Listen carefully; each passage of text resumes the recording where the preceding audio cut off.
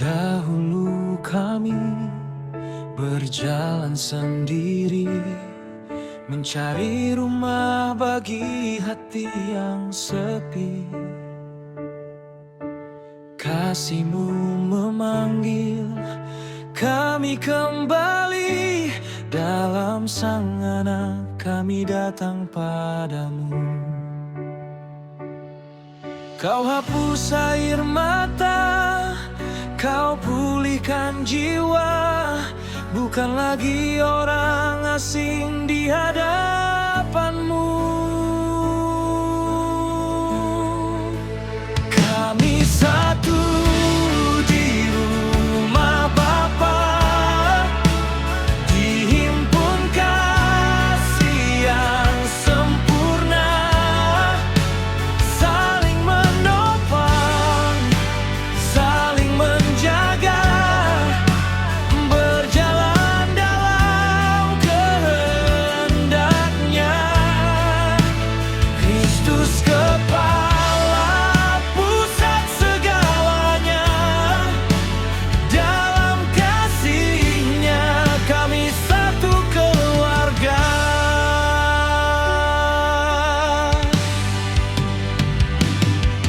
Kami menangis bersama yang menangis, kami mengangkat yang jatuh dan letih, yang kuat melayani, yang lemah ditopang. Setiap pribadi berharga bagi-Mu. Firman-Mu membentuk, Roh-Mu menghidupkan, dalam satu iman Kau persatukan. Kami satu di rumah Bapa, dihimpun kasih yang sempurna, saling menopang, saling menjaga, berjalan dalam kehendak-Nya. Kristus kepala pusat segalanya, dalam kasih-Nya kami satu keluarga.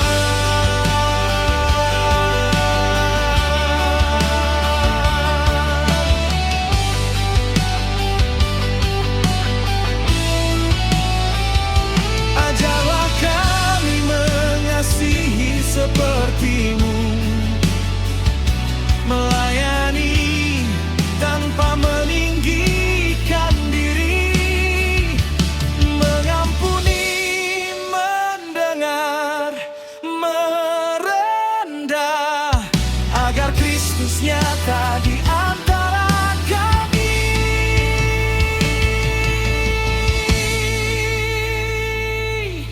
Bagi yang terluka dan sendiri, tangan Bapa terbuka hari ini. Pulanglah, jangan takut lagi. Di rumah Bapa kasih menyambut-Mu.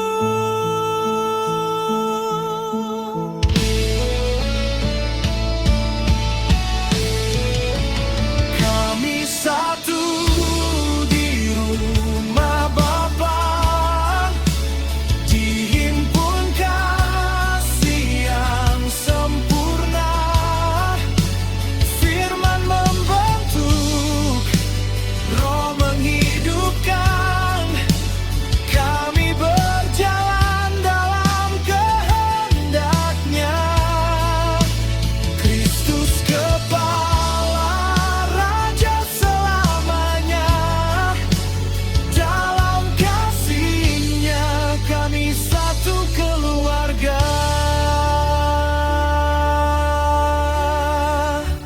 Satu Bapa, satu Tuhan, satu Roh memberi kehidupan.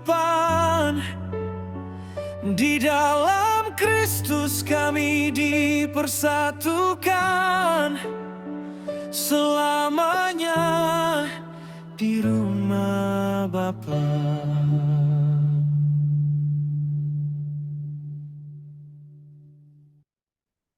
Ya, salam saudara-saudara semua. Salam, Pak. Salam, Salam Pak Nawang. Salam semuanya. Salam Salam Pak. Panawang Pak Ones. ya salam Selamat Bapak,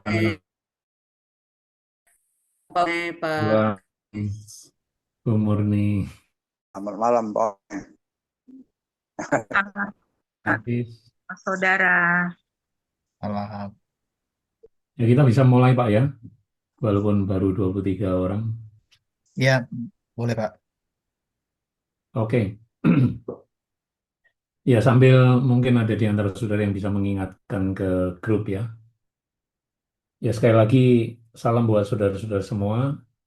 Selamat datang lagi di telekonferensi Kerajaan, Keluarga, dan Pekerjaan Allah KKP ya.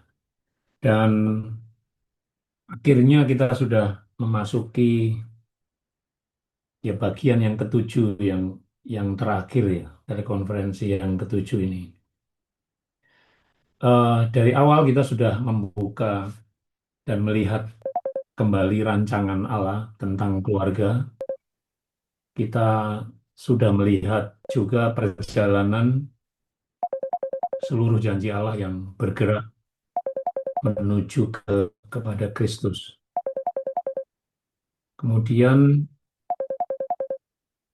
kita juga sudah mulai merasakan bagaimana ya, seharusnya tuh Kristus itu hidup ya, dan berfungsi. Kita sudah bahas itu semua. Jadi sebenarnya kalau kita lihat ya luar biasa ya perjalanan rancangan Allah ini bagi kita, keluarga, dan orang-orang di sekitar kita. Namun saudara-saudara, hari ini kita sampai di pertemuan yang menurut saya ini spesial dan penting ya. Ini adalah seri yang ketujuh. Kita menutup semua rangkaian serial KKP ini. Dan judulnya adalah Keluarga di Tengah Dunia yang Berubah. Nah, masalahnya begini, mari kita jujur sejenak ya. Eh, Kalau kita melihat keluar rumah, atau jika kita merenungkan apa yang terjadi ya di bangsa kita, di dunia ini, di sekitar kita akhir-akhir ini, kita melihat ada perubahan yang luar biasa cepat ya di dunia yang kita tinggali ini. Bukan hanya cepat, tapi juga ya penuh dengan tekanan yang kita rasakan setiap hari. Rumah-rumah kita termasuk mungkin rumah saudara dipenuhi dengan layar HP, layar tab. Nah, waktu bersama keluarga kita tersita untuk scrolling, untuk hal yang berbau digital, hiburan, tapi juga oleh tuntutan ekonomi yang semakin tidak mudah. Kita hidup di tengah budaya juga yang menekan identitas kita sebagai orang yang ada di dalam Kristus. Ada banyak orang yang merasa kesepian meskipun teman-teman di Facebook, di eh, followers di IG, di TikTok begitu banyak, tapi dia merasa kesepian. Juga belum kita lihat juga ada luka yang terjadi di tengah-tengah keluarga kita, ada kelelahan, kegelisahan, dan bahkan kehancuran suatu hubungan yang ya seringkali kita lihat juga sehari-hari di tengah-tengah dunia ini. Kita banyaklah lihat masalah-masalah itu di media sosial. Banyak keluarga saat ini hanya berjuang untuk survive atau bertahan hidup ya. Dan pertanyaan kita hari ini bukanlah bagaimana kita bisa lepas ya atau melarikan diri dari dunia yang serba berubah ini. Tapi pertanyaannya yang lebih berani ya. Bagaimana kita bisa menjadi saksi kerajaan Allah di tengah-tengah perubahan zaman ini? Ya kadang-kadang kita pusing dengan masalah kita sampai enggak mikirin pekerjaan Allah ya. Tapi ini tantangan bagi kita.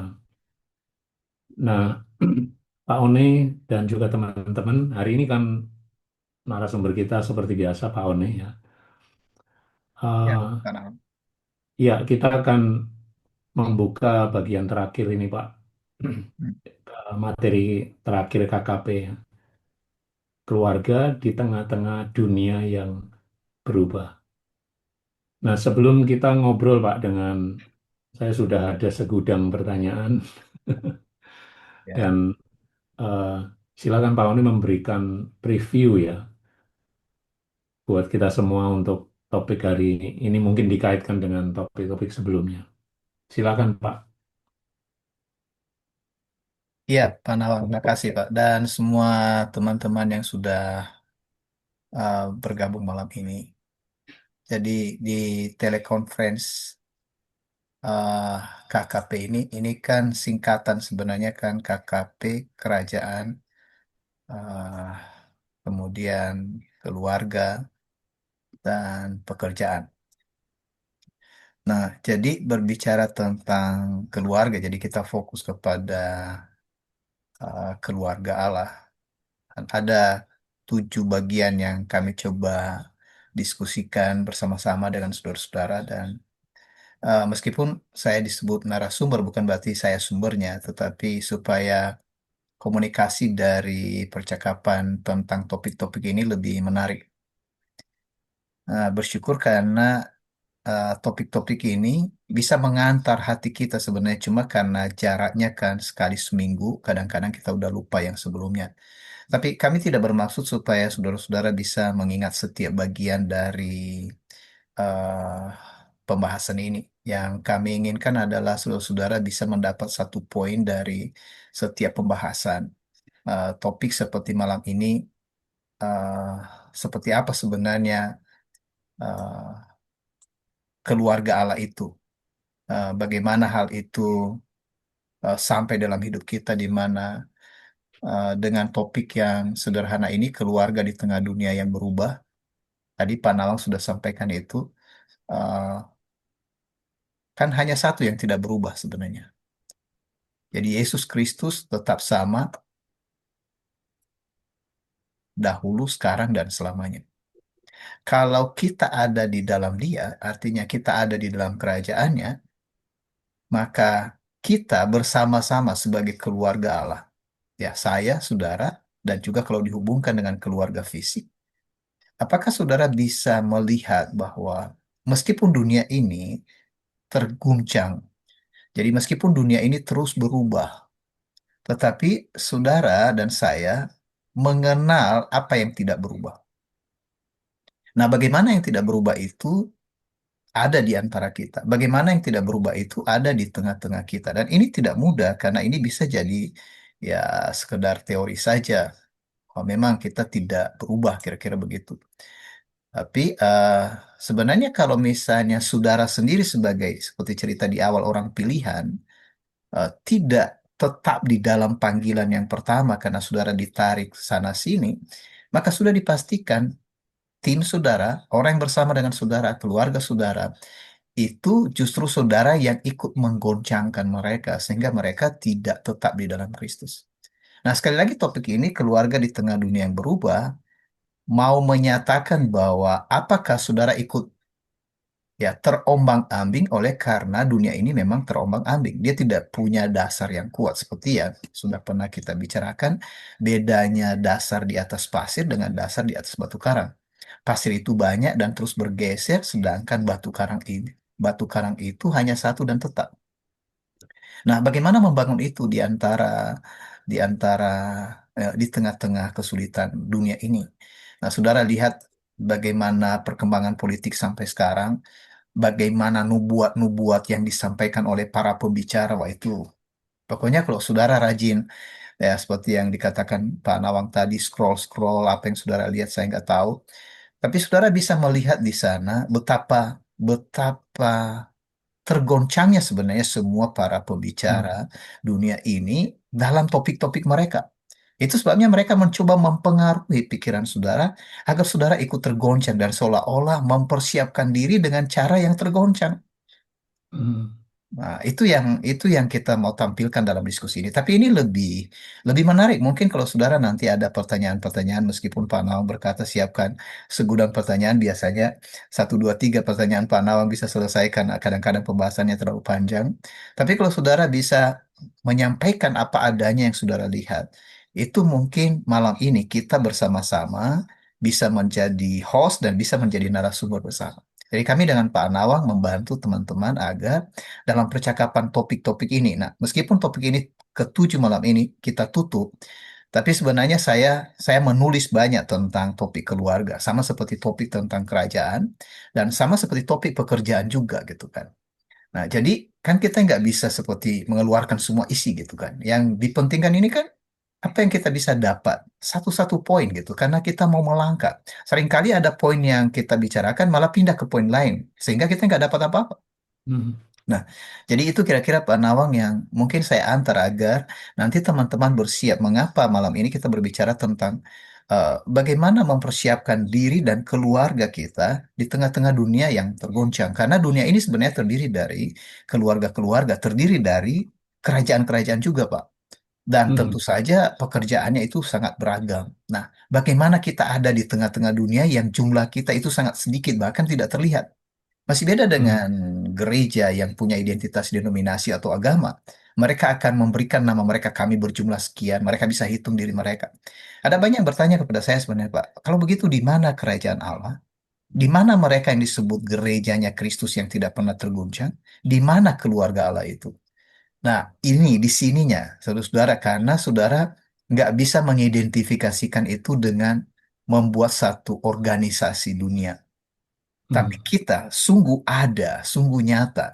Nah, bagaimana kita saling mengenal? Bahasa kodenya itu bukan karena bahasa kode kita punya organisasi, tapi kesaksian hidup kita itu terpancar dari apa yang kita kerjakan nanti. Jadi ini tidak bisa dipisah KKP ini. Nah, jadi meskipun KKP secara utuh makronya kira-kira seperti itu, dan mari fokus dulu dengan topik ini. Bagaimana melihat keluarga di tengah dunia yang berubah? Nah, kira-kira begitu Pak. Nah, balik Pak, silakan. Ya, silakan nanti ya, saudara-saudara kalau ada pertanyaan itu sangat membantu ya. Eh, saya mengerti bahwa kita banyak kesibukan, tapi biarlah kita bisa meluangkan waktu untuk memperhatikan obrolan ini, ikut bersama-sama ngobrol dan juga ya bertanya. Serta apabila saudara ada yang sudah dapatkan, saudara juga bisa menuliskan itu di kolom chat.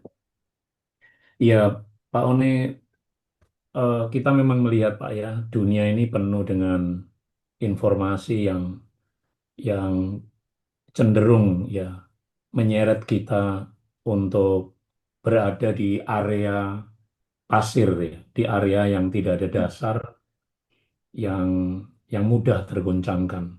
Sehingga kemudian jika ada berita-berita dan kejadian-kejadian ya yang mengejutkan dan mengguncangkan, maka kita mudah sekali juga ikut terguncang. Bahkan itu juga mempengaruhi hubungan, Pak, antara ya suami dengan istri, orang tua dengan anak-anak, dan sebaliknya juga dengan di antara kita orang-orang percaya dan seterusnya yang sebetulnya kita berada di dalam kerajaan Allah, tapi kemudian ikut terguncang.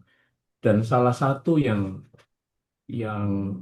apa namanya seringkali yang terjadi di tengah-tengah keluarga itu adalah luka, Pak. Hmm. Ya, Atau ya luka ini kan karena hubungan ya, satu hubungan yang kemudian ada sesuatu yang retak di situ dan hmm. kemudian menimbulkan luka yang ya kemudian saling melukai akhirnya. Nah, pertanyaannya begini, eh, kenapa Pak luka dalam keluarga saat ini ya kita kan perlu melihatnya ada apa ini, dan kemudian juga kan tidak cukup hanya dengan oh ya yang eh, apa pakai nasihat-nasihat sehingga kemudian ya supaya baik-baik saja begitu. Tapi, tapi kalau dilihat dalam terang Injil Kerajaan Allah ini seperti apa, Pak? Luka ini bisa mempengaruhi atau kemudian bagaimana Injil ini juga sebetulnya kan kalau kebenaran dinyatakan kan ya pasti akan menyingkapkan luka itu yang mungkin dipendam dalam-dalam. Tapi bagaimana ini tidak mempermalukan tapi justru memulihkan? Ya itu dulu, Pak. Ya, makasih Pak dan teman-teman semua. Ya, ini memang ya kita coba mulai dari luka ya, karena keluarga yang tergoncang itu sebenarnya biasanya kalau terjadi sesuatu di dalam salah satu anggota keluarga itu. Jadi makanya waktu Yesus datang kan, kalau misalnya teman-teman membaca di dalam Matius pasal 4 itu ayat 20 ya ayat 21 sampai 20 ayat 23 ke sana ya. Di sana Yesus berkeliling dan selain dari dia memberitakan Injil Kerajaan Surga, dia lebih dahulu menyentuh kebutuhan fisik berupa penyakit dan kelemahan-kelemahan. Nah, mengapa itu diselesaikan? Jadi sebenarnya persoalannya adalah kalau kita melihat persoalan keluarga yang tergoncang, dunia yang tergoncang ini sebenarnya adalah eh, persoalan yang utama yaitu termasuk dosa, ketakutan, kesepian, kehilangan arah, dan seterusnya. Karena semua usaha dari agama dan pelayanan termasuk counseling, ajaran-ajaran yang dibuat dengan pendekatan-pendekatan motivasi dan nasihat umum itu sebenarnya nggak menyentuh itu, Pak. Tidak menyentuh dosa. Bahkan ini dalam perjalanan yang saya lihat ya, ketika bertemu dengan orang-orang, mereka seperti hampir nggak mendengar bagaimana penyelesaian dosa ketika mereka masuk di dalam ruang-ruang pertemuan yang mereka sebut dengan pertemuan ibadah. Tapi mereka terus ditarik di sana supaya mereka sering datang ke tempat ibadah untuk mendapat pengampunan dosa, Pak. Jadi kalau Hmm. bolak-balik orang yang sama datang ke tempat ibadah dan dia tidak dapat penyelesaian dosanya. Dia tidak dapat penyelesaian masalah ketakutan. Dia tidak selesai dengan masalah kesepian. Jadi kelihatannya, Pak, pembicara-pembicara motivasi dan motivator modern termasuk konselor-konselor itu mereka malah menjaga orang agar tetap di dalam dosa, tetap dalam ketakutan, tetap dalam kesepian, tetap dalam kehilangan arah. Dan mereka berada di sana sebagai pahlawan. Nah, itu mengerikan sebenarnya. Tapi mari kita coba, Pak. Kita baca 2 Timotius. Teman-teman bisa melihat 2 Timotius pasal 3. Ayat ayat 1 ya. Sampai 5. Apakah ada yang bisa membacakan 2 Timotius 3 ayat 1 sampai 5, Pak ya? Betul, Pak.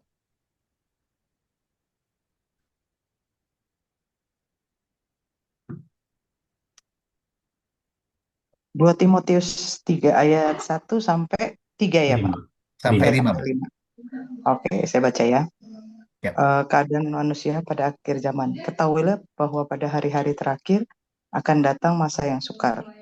Manusia akan mencintai dirinya sendiri dan menjadi hamba uang. Mereka akan membual dan menyombongkan diri.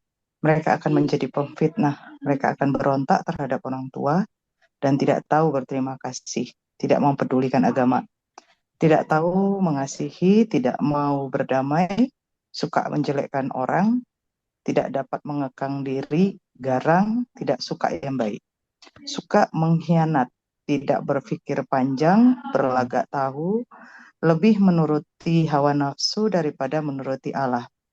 Secara lahiriah, mereka menjalankan ibadah mereka, tetapi pada hakikatnya mereka memungkiri kekuatannya. Jauhilah mereka itu. Nah, itu di sana, Pak. Itu Bu Sonang dan teman-teman.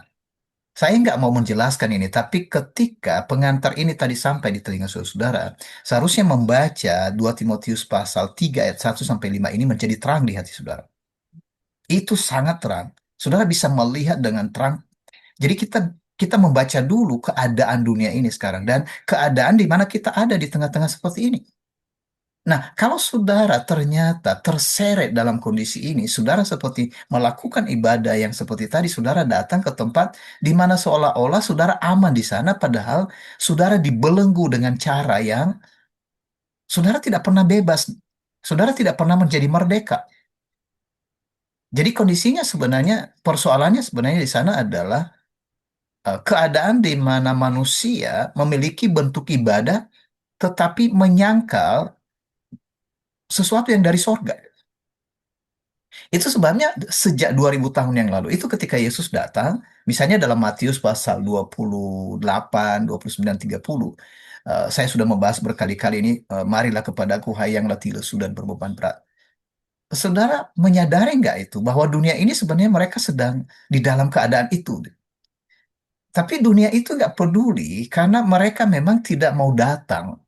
Itu sebabnya waktu Yesus datang kan menawarkan ini, peristiwa contoh yang diberikan oleh Yesus tentang anak yang sulung dan anak yang bungsu adalah contoh di mana anak sulung ini adalah meskipun dia orang rohani, dia tidak pernah datang kepada Allah. Jadi nggak ukuran orang datang ke tempat ibadah.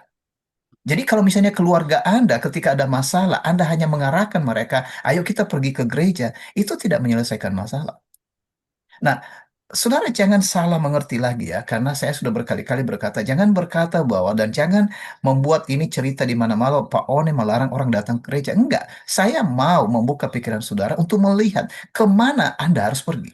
Jadi dunia orang beragama itu diajak supaya mereka pergi ke satu tempat ibadah, tapi mereka nggak pernah datang kepada Kristus. Yang benar dalam Alkitab, Anda datang kepada Kristus. Nah, artinya kalau Anda datang kepada Kristus, Anda pergi kemana aja. Nanti Anda punya akses untuk bekerja bagi dia.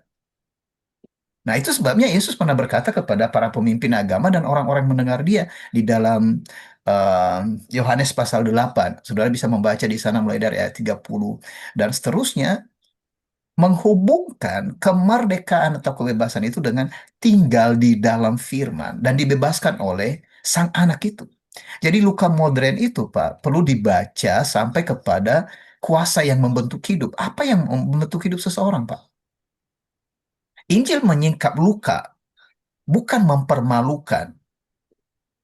Nah, ini bedanya kalau misalnya kita datang kan kita terus juga, Anda harus hidup kudus, Anda harus ada di hadapan Tuhan, Anda harus hadir di hadirat Tuhan. Saya mendengar ucapan-ucapan itu dari para pembicara di atas mimbar, tapi mereka sebenarnya nggak tahu bagaimana membawa orang dalam hadirat Tuhan. Jawaban mereka untuk masuk di hadirat Tuhan, rajin ke gereja, beribadah, menyembah, kemudian apa namanya menyanyi, kemudian mereka punya bahasa seperti intim dengan Allah, dan sebenarnya orang mendengar bingung mereka bagaimana melakukan itu. Nah, di sana ketika Kristus datang, dia memanggil orang datang kepadanya tanpa mempermalukan mereka, tanpa menambah beban-beban kerohanian kepada mereka.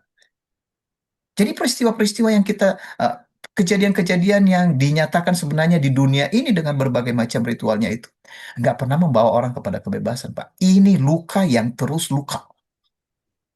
Jadi makanya meskipun orang beragama, mengapa kekerasan terus terjadi? Mengapa trauma-trauma terus terjadi? Mengapa depresi terus terjadi? Mengapa orang-orang yang banyak banyak apa namanya beribadah tetapi terjadi di sana pertengkaran, konflik dan sebagainya? Apakah mereka kurang iman? Mereka selalu berbicara tentang iman. Mereka mengundang bantuan dari profesional untuk melindungi mereka dari kebutuhan-kebutuhan itu. Makanya mereka mencari guru-guru yang menyenangkan telinga mereka. Tapi sama sekali kebutuhan utama tidak tersentuh, Pak. Jadi inilah lukanya, Pak. Luka yang sudah luka karena dosa dan terus dilukai oleh karena cara yang tidak tepat. Mungkin begitu dulu, Pak. Iya, Pak. Eh, kalau kita melihat, Pak, luka yang terjadi seperti yang disebutkan di 2 Timotius 3, kan ini sebetulnya jemaat Efesus yang luar biasa nih jemaat, tetapi banyak sekali terjadi luka dan kemudian disingkapkan. Ya, sepertinya kan seperti mempermalukan, tapi sebenarnya ini ya namanya satu satu koreksi itu seringkali kan menyinggung orang lain, me- ya seperti ya menemplak orang lain ya, mengkoreksi orang lain kadang-kadang mungkin juga tanpa sadar juga dilakukan di depan umum yang sebenarnya bertujuan untuk ini berlaku untuk semua gitu. Jadi ada banyak teguran yang kadang-kadang tidak dilakukan, Pak, Hmm. karena takut ya, takut konflik makin besar, kemarahan makin besar, responnya tidak baik dan sebagainya. Hmm. Nah, sebenarnya Pak, eh, ya menurut apa yang disingkapkan ya kepada Bapak juga untuk kita malam ini, sebenarnya bagaimana mengatasi hal-hal ini, Pak, dalam terang Injil ini seperti apa? Melihat luka-luka ini dan kemudian bagaimana mengatasinya? Iya, berarti kalau bagaimana mengatasi kan Pak, berarti ini berbicara soal cara. Tadi kita sudah Hmm. lihat, ya kita sudah bahas sedikit landasannya sebenarnya karena bukan hanya sekedar mendefinisikan masalah. Jadi kadang kalau misalnya hanya sekedar mendefinisikan masalah, kita jadi tahu bahwa luka modern itu seringkali bersembunyi di balik layar sebenarnya. Misalnya kesibukan, tekanan ekonomi, berbicara soal citra diri, dan relasi yang rapuh. Dan itu terus yang dibahas tanpa penyelesaian. Nah, tetapi kalau kita sudah tahu bahwa sebenarnya masalah utamanya itu adalah seperti yang sudah pernah kita bahas tentang di dalam Taman Eden itu, di sana dosa pemberontakan itu makanya manusia sulit tunduk kepada Allah, sulit tunduk kepada Kristus. Ketika Sang Firman itu datang ke dunia, tidak ada yang tunduk atau datang kepadanya. Jadi datang kepada Yesus itu sebenarnya tunduk kepada Kristus. Jadi bagaimana cara kerajaan Allah atau Injil kerajaan Allah atau terang Injil kerajaan Allah menyingkapkan ini? Jadi ini harus dibuka dulu, Pak. Harus dibuka Hmm. bahwa masalah utamanya adalah dosa gitu. Masalah utamanya di dalam dosa itu ada ketakutan, ada rasa malu. Jadi ini yang yang menyebabkan orang tidak bisa datang kepada Kristus atau tunduk kepada jalan Kristus, termasuk keluarga, karena di dalam mereka itu ya tidak berhenti rasa kesombongan itu, Pak. Kesombongan itu terjadi karena tidak selesai masalah ketakutan. Kalau orang ketakutan kan, Pak, nggak mungkin dia datang, gitu kan. Kalau orang penuh rasa Hmm. malu, nggak mungkin dia terbuka. Kalau orang penuh dengan dosa, dia sangat sensitif ketika dinyatakan hal-hal itu kepada dia. Tapi sekarang dibalut itu, dibuat itu, diubah itu Pak, sehingga yang disentuh misalnya perbuatan-perbuatan dosa. Apakah kamu jujur? Apakah kamu berbicara jujur kepada sesamamu? Dan jujur itu maksudnya mempermalukan, supaya diberitahukan kesalahan-kesalahan yang sebenarnya nggak perlu dibahas oleh Kristus. Jadi Hmm. di sini sebenarnya Injil menyingkap luka tanpa mempermalukan dan memulihkan tanpa menutupi dosa. Nah, di sana Pak. Jadi ketika kita ada sebenarnya seperti kita kalau sudah ada di dalam kerajaan Allah, dibawa kepada keluarga Allah, penyingkapan dosa itu bukan karena kita menyingkapkan dosa orang lain, Pak. Misalnya malam ini Ya. kita sebut-sebut dosa orang. Itu bukan itu, tetapi ketika Injil dinyatakan, ajaran Injil dinyatakan, semua orang bisa melihat dosanya, Pak. Semua orang melihat ketidaktaatannya. Jadi mereka bertobat bukan karena kita menyuruh mereka bertobatlah. Karena seruan bertobat itu tadi waktu pertama untuk bawa ke dalam kerajaan. Tapi kalau sudah di dalam, ajaran itu membuat orang menjadi sadar karena kesadaran itu terjadi oleh karena roh yang ada di dalam mereka. Nah, jadi Hmm. Kristus memanggil orang datang kepadanya untuk belajar kepadanya, bukan belajar kepada tokoh, Pak. Ini yang tidak putus mata rantai itu, Pak, yang saya sebut tadi. Mengapa jadi tokoh-tokoh agama justru menjadi seolah-olah jemaat itu, Pak, melihat mereka sangat tinggi, bahkan lebih tinggi dari Kristus. Mereka melihat orang-orang yang menampilkan citra mereka seperti punya kuasa dan seperti seperti film-film apa, Pak, penuh dengan kuasa sehingga kalau kesentuh kena strum semua gitu, Pak. Nah, ini persoalannya. Dan kalau Anda meniru itu, Anda yang sekarang sedang melayani, mencoba membangun pelayanan Anda, dan ingin menunjukkan bahwa saudara punya, kemarin saya berkata tentang KPK, saya ubah kan minggu ini saya seperti memperbaiki tulisan-tulisan itu. Oh, bukan KPK tapi HPK. Jadi KPK itu kemarin kekayaan, kemudian pengetahuan, kemudian kemampuan. Jadi kekayaan itu sebenarnya ketiga ini. Jadi saya ganti KA dengan harta. Jadi kekayaan itu terdiri dari yang harus saudara tinggalkan, yaitu HPK-nya. Jadi harta, kemampuan, harta, pengetahuan, dan kemampuan yang ada di dalam dunia ini. Dan ini nggak bisa dimengerti oleh orang lain. Dan mereka, kalau saya tidak mau tampilkan talenta saya, Pak. Nah, mereka pakai kata talenta. Kemampuan ini kan untuk memuliakan Allah. Berhenti, teman-teman. Kalau Anda sudah di dalam kerajaan Allah, di dalam keluarga Allah, malam ini dibuka kepada saudara hal ini. Allah tidak perlu HPK saudara. Allah tidak perlu harta saudara menjadi proposal untuk menyatakan Anda bisa melakukan apa-apa Hmm. bagi kerajaannya. Dan jangan selewengkan ini, jangan putar balikan dan berkata Pak One katanya nggak butuh uang, padahal dia makan setiap hari. Bukan itu, bukan itu. Hmm. Yang dimaksud di sana HPK itu yang tidak perlu bagi Allah adalah ketika Anda berkata bahwa dengan ini bisa melakukan pekerjaannya, dengan ini bisa membangun keluarganya, dengan ini kerajaannya akan disebarluaskan. Tidak. Hmm. Yang ada adalah dia sudah perlengkapi ketiga KKP ini, yaitu HPK dari sorga. Harta dari sorga, pengetahuan dari sorga, dan kemampuan dari sorga. Jadi Anda harus membebaskan itu. Anda harus melihat perbedaan itu.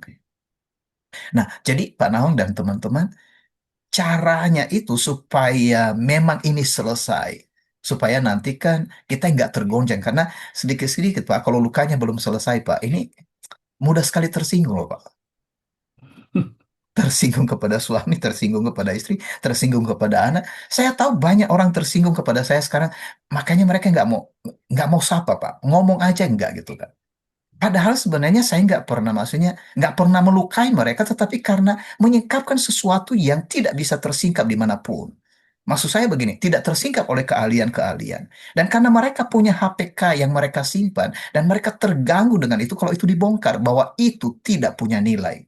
Jadi mereka seperti Hmm. tersinggung. Hmm. Nah Iya. harapannya teman-teman, kalau Anda ada di sini, udahlah, letakkan aja di bawah itu, buat dia sangat rendah HPK itu. Tapi terima HPK yang dari sorga, gitu. Harta, pengetahuan, dan kemampuan yang dari sorga. Kemampuan itu kuasa dari sorga, itu dari Roh Kudus.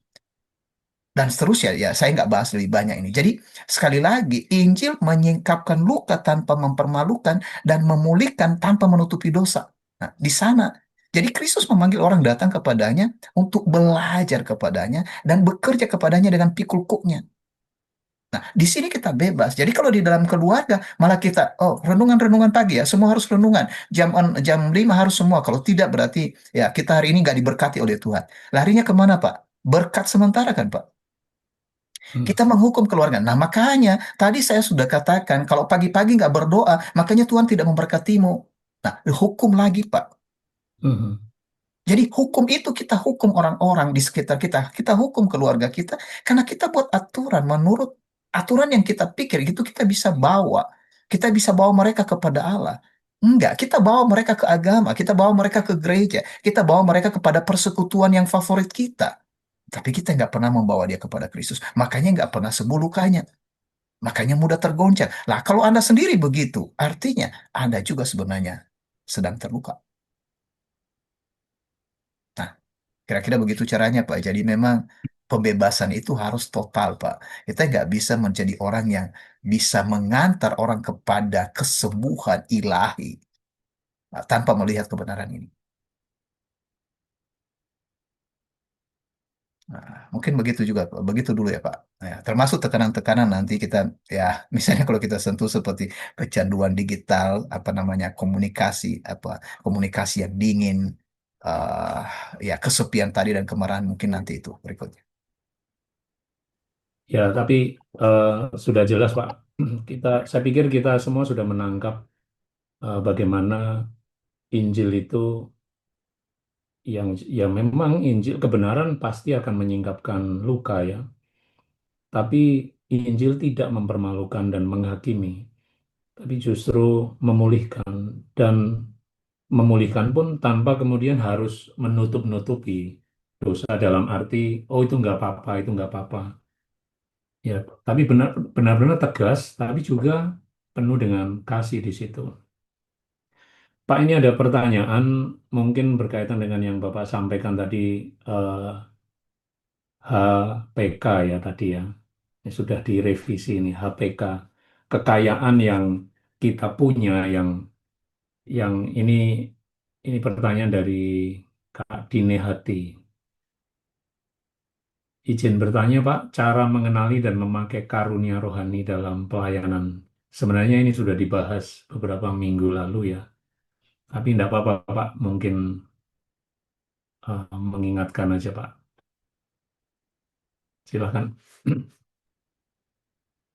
Ya, jadi ini berbicara karunia, Pak ya. Em, Cara mengenali dan memakai karunia rohani dalam pelayanan. Nah, siapa ya? Kak Adina, Hati, dan teman-teman semua. Kalau berbicara soal karunia rohani dan pelayanan, kita harus melihat ini dari karunia rohani itu apa. Kita sering karena udah diajarkan di gereja itu udah diajar baca 1 Korintus pasal pasal 12, 13, kemudian Roma pasal 12 ini karunia-karunia rohani dan kemudian dikatakan ditambah talenta dan kemudian pelayanan saya. Nah, sering kali dikatakan karuniaku. Sebenarnya yang paling penting Kak, bukan soal bagaimana saya menggunakan karunia rohani saya. Memakai itu sesuatu yang saya tidak temukan dalam Alkitab. Kita seperti seorang yang lebih besar daripada gitu kan. Jadi saya mau pakai ini. Kita jadikan itu alat kita. Padahal karunia itu maksudnya itu pemberian roh kepada orang yang sudah ada Roh Kudus. Jadi status orang yang menerima Roh Kudus dia hidup. Hidup bukan karena dirinya lagi. Jadi itu yang sebenarnya sedih sekali karena agak susah mengajar orang-orang Kristen tentang kebenaran ini lagi. Karena mereka malah belajar bagaimana mengidentifikasi karunia-karunia rohani mereka. Belajar tentang apa karuniamu dan apa karuniaku dan kita beda karunia. Ini sebenarnya pemecahan yang luar biasa di antara kita. Yang benar, Kak, Hmm. misalnya kalau bisa lihat itu dalam kitab suci, ketika kita dipanggil di dalam kerajaan Allah, prosesnya itu, makanya kalau ikut kursus ini sangat baik sekali. Prosesnya itu panggilan Allah. Allah memanggil kita. Udah pernah nggak mendengar suaranya? Ini agak lucu. Sudah katanya punya karunia rohani, karunia roh yang luar biasa, tapi nggak pernah mendengar suara Allah. Kan ini terbalik gitu loh. Karunia itu adalah pemberian Allah untuk apa gitu. Misalnya begini, ketika Paulus berkata, bisa kita baca sebentar Pak, Kolose pasal 1 ayat 27 ya, 27 28.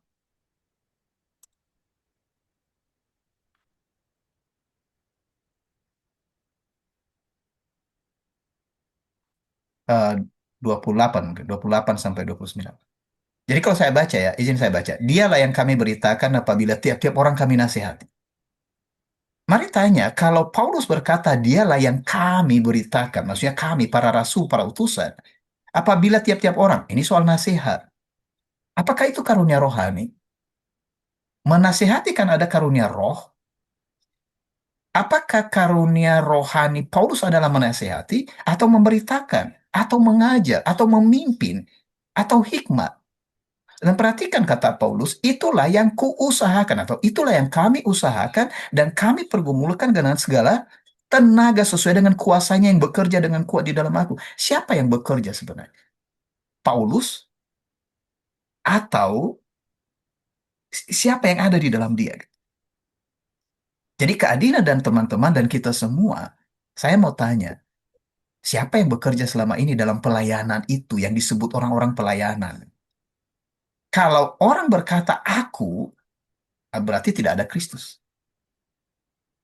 Nah, jadi makanya saya berkata agak ditahan dulu kita berbicara lebih banyak tentang karunia rohani dan pelayanan jika kita belum selesai dengan dasar dari kita berbicara tentang panggilan Allah sampai akhirnya kita mengikut Kristus.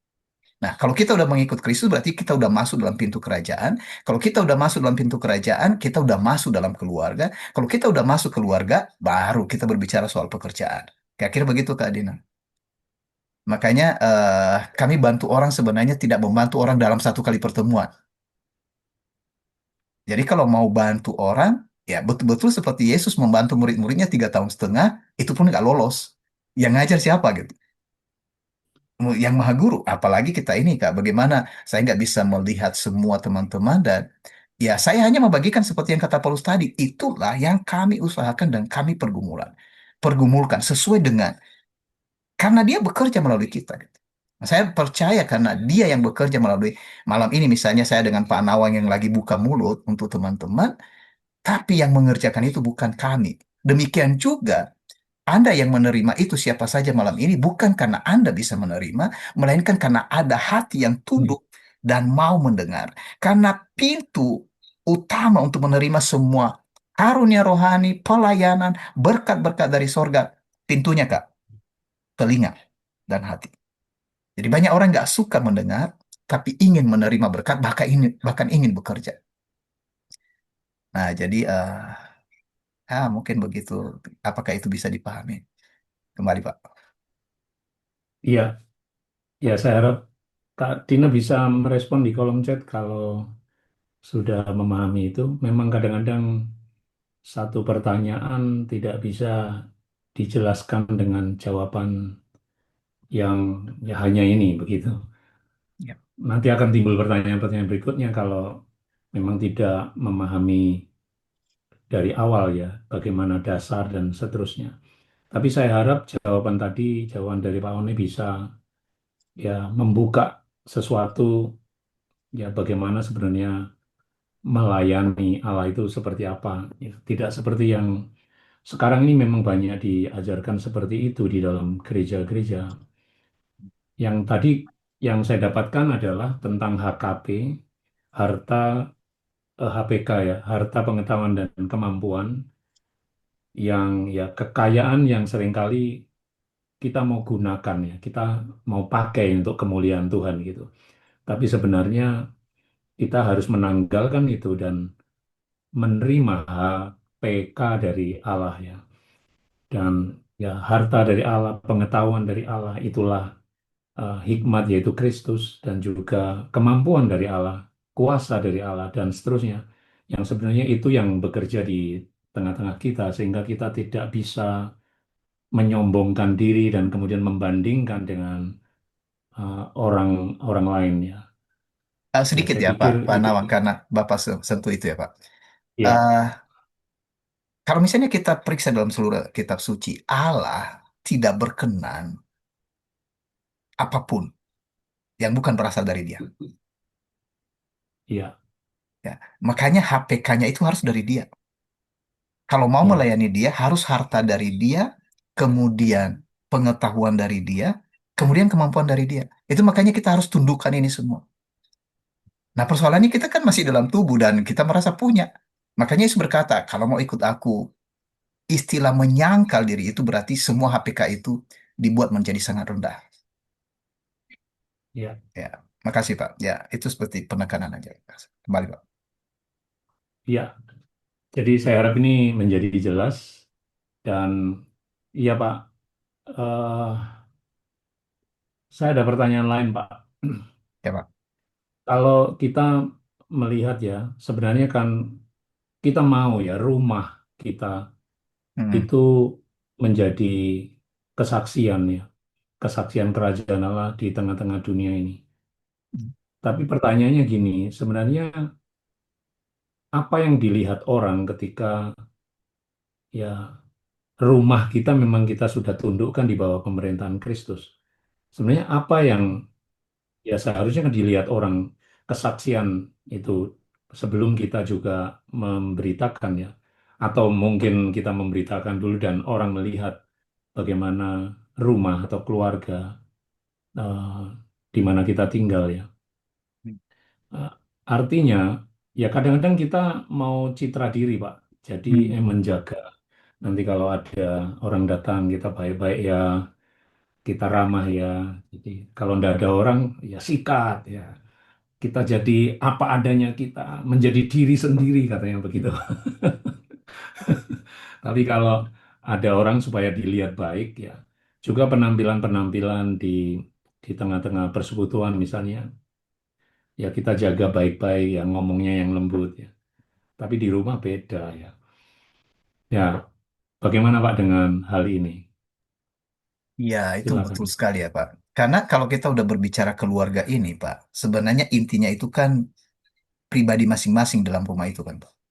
Kita udah berbicara kemarin keluarga Allah dengan keluarga kita. Kalau kita berbicara keluarga kita dari jasmani, biasanya itu citra keluarga Pak. Berarti dari citra diri nih, tadi yang Pak Nawang katakan, citra diri ke citra keluarga. Jadi mau menampilkan, kalau ada yang ditampilkan citra diri, pasti itu citra keluarga itu, Pak.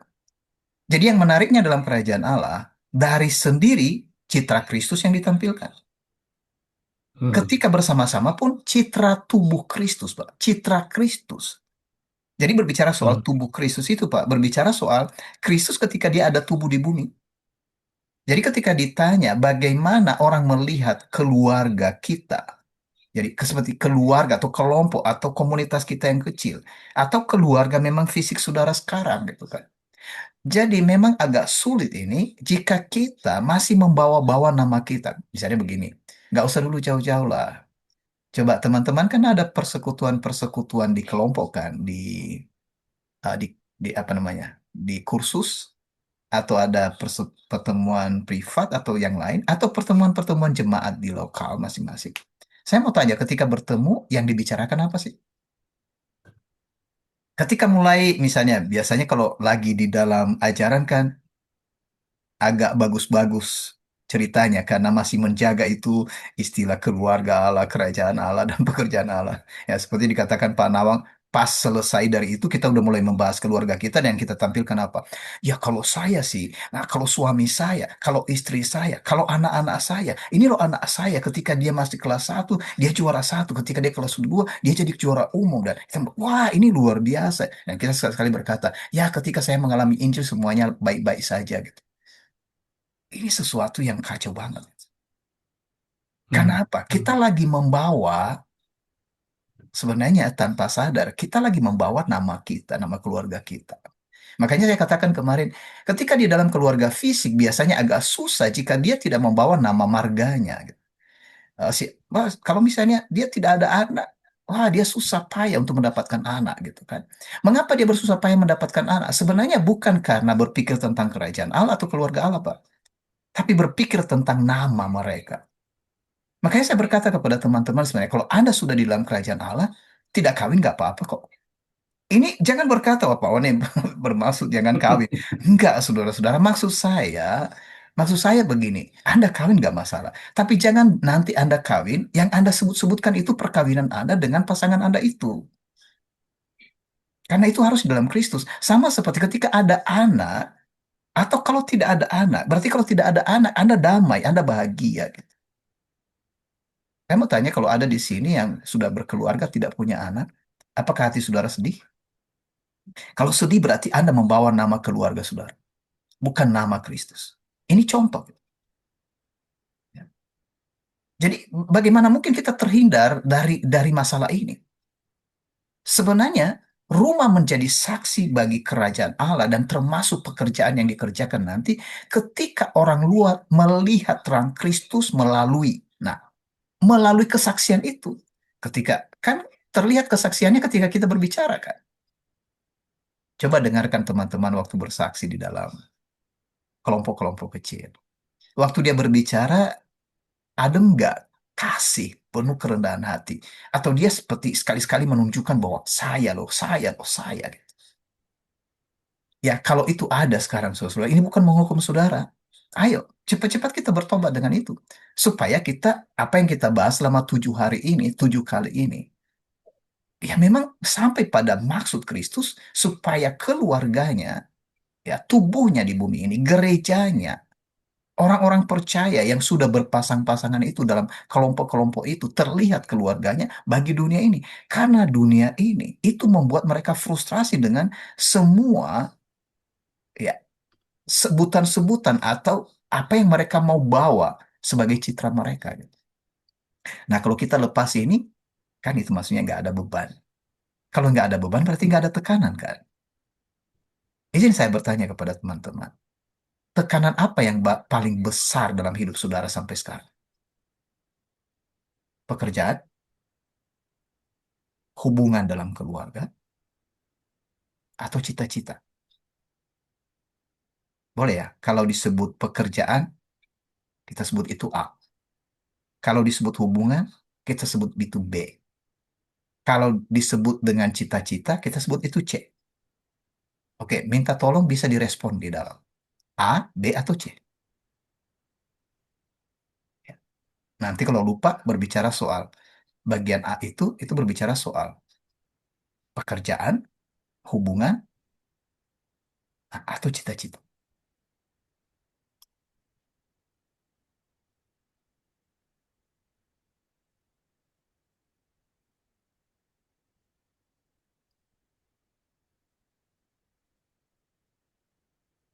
Jadi ini sebenarnya tekanan karena kita membawa, nah ini bagian pekerjaan ini kan nanti kita berbicara soal pekerjaan Allah. Hubungan ini berbicara soal keluarga gitu, hubungan kita. Dan berbicara soal cita-cita sebenarnya ini kan mau masuk kerajaan mana ini? Karena cita-cita kita itu selalu bermuara kepada kerajaan kan. Hmm. Nah, jadi kalau kita bawa tiga ini, apalagi kalau tiga-tiganya Pak Nawak dan teman-teman, wah ini Pak, udah mati aja gitu. Seperti, aduh, kalau nggak dapat sesuatu pekerjaan yang diharapkan. Makanya kadang sebenarnya pekerjaan yang kuharapkan ini, kalau dia bekerja jadi petani, dia maunya jadi misalnya polisi. Kalau jadi polisi maka itu jempol, tapi kalau petani, waduh kasihan gitu kan. Jadi akhirnya dibuat perbedaan kategori-kategori. Padahal pekerjaan-pekerjaan itulah pekerjaan yang biasa. Mau jadi presiden pun Anda dalam dalam dalam pekerjaan Anda itu sama aja menjadi petani gitu kan. Hanya karena dia sebagai presiden pemimpin dari seluruh bangsa. Tapi kalau dia terlalu banyak dihujat, lebih baik Anda seorang petani yang memberkati banyak orang kan. Itu ceritanya. Jadi bebannya terlalu berat. Tapi ini yang makanya yang paling banyak beban ini Pak biasanya paling banyak munafiknya. Nah, karena nggak jujur kan. Bagaimana keluarga Anda? Baik-baik. Seperti yang Pak Nawan katakan, kalau di umum baik-baik, pas pulang itu seperti kucing dan ya, kucing dan meong. Kucing dan meong. Tom and Jerry, Pak. Jadi, kejar-kejaran. Dan cita-cita nggak habis-habisnya gitu kan. Apa cita-citamu? Saya mau punya rumah gitu kan. Rumah dengan harganya misalnya sekian-sekian gitu. Udah dapat rumah itu Pak. Berpikir, ketika dia dapat pekerjaan yang bagus, lumayan, naik lagi rumahnya Pak. Karena ini berhubungan nanti status. Nah, jadi terima kasih untuk respon teman-teman. Ada beberapa yang sudah beri respon. Ya, sedikit aja sih. Agak sulit ya diberikan respon. Agak berat. Ini kan bukan bukan seperti ya ada yang dua, ada yang satu, rata-rata dua gitu kan. Kalau mungkin kalau saya jawab sih itu Pak, tiga Pak. Ya, tiga-tiganya maksud saya. Pekerjaan jadi beban, hubungan. Jadi pernah pernah dialami begini gitu. Makanya ini harus diganti semua Pak, supaya ya pertanyaan yang disampaikan Pak Nawang tadi bagaimana supaya rumah menjadi kesaksian bagi kerajaan Allah, ya harus dilepaskan beban ini Pak. Kalau enggak, kesaksiannya ini ya Pak, yang sementara semua gitu. Kemari Pak. Ya, kalau ngomong-ngomong, Pak, melepaskan beban pekerjaan, melepaskan beban hubungan, Hmm. melepaskan beban cita-cita. Hmm. Ya, ini praktisnya gimana, Pak?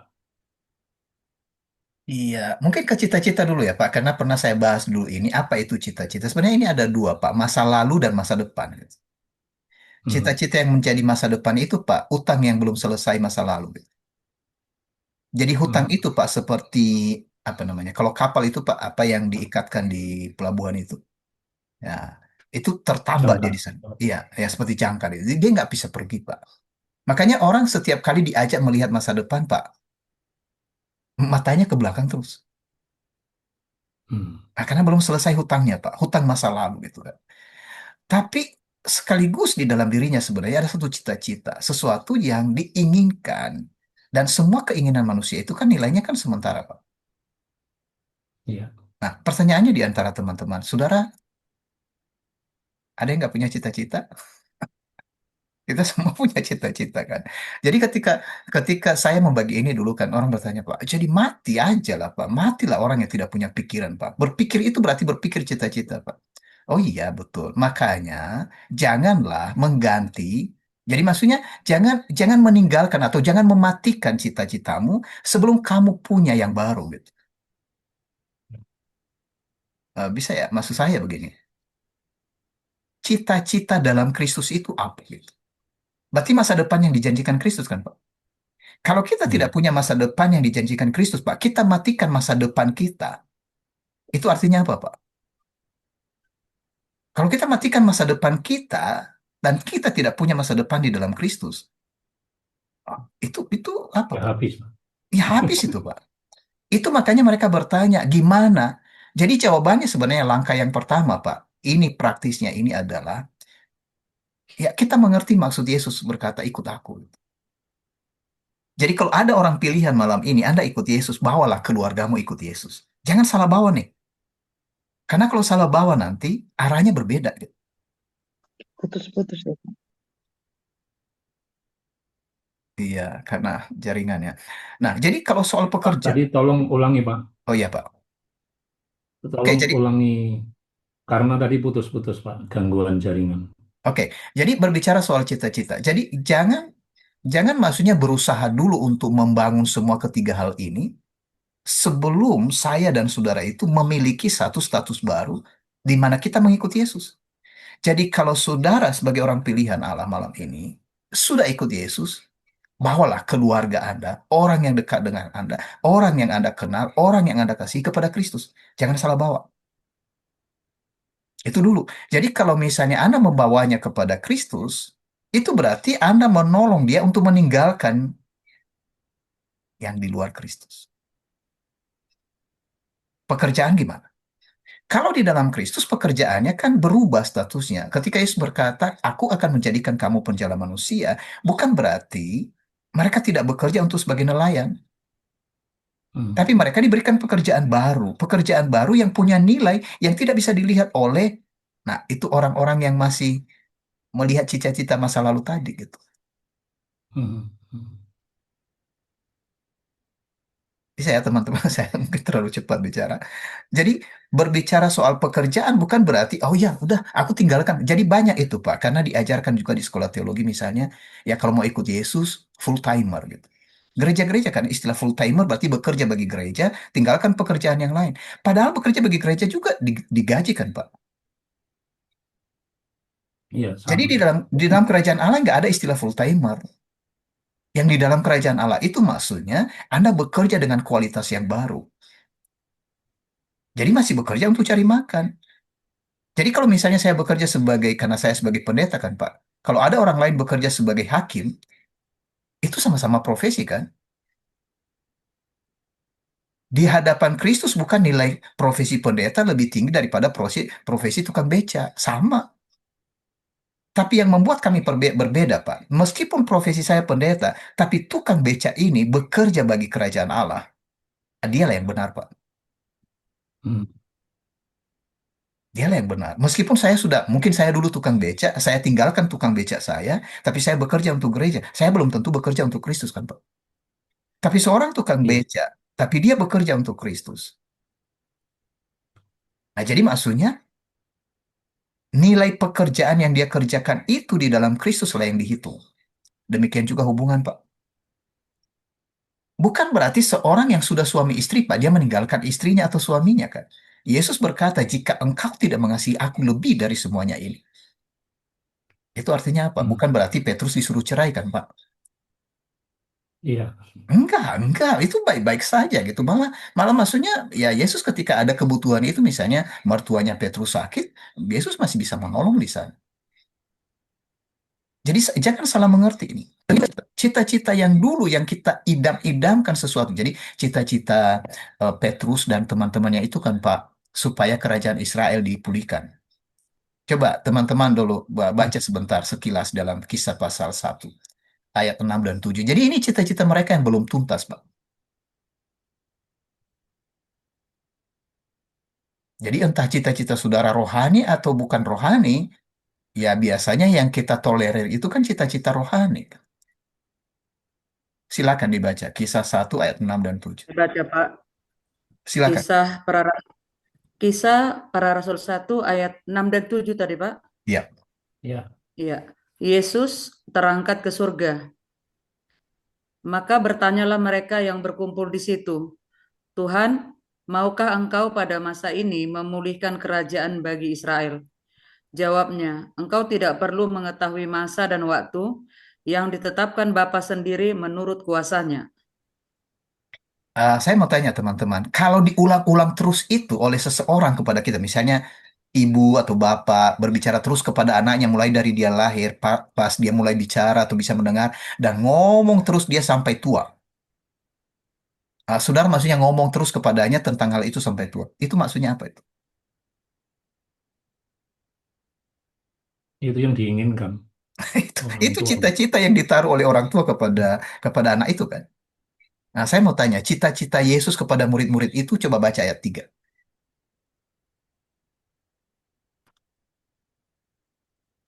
ayat 3 Hmm. sebentar ya Pak. Kepada mereka ia menunjukkan dirinya setelah penderitaannya selesai. Dan dengan banyak tanda ia membuktikan bahwa ia hidup. Sebab selama 40 hari ia berulang-ulang menampakkan diri dan berbicara kepada mereka tentang kerajaan Allah.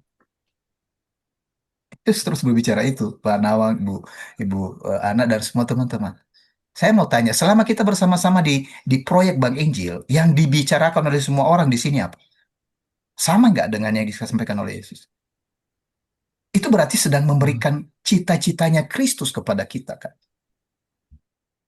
Tapi meskipun begitu, saya mau tanya, apakah kita semua di sini sudah dapat cita-cita itu atau masih balik-balik kepada, bolehkah mendoakan, kita berdoa untuk kerajaan rohani kita? Dan waktu itu Yesus memutuskan ayat 8.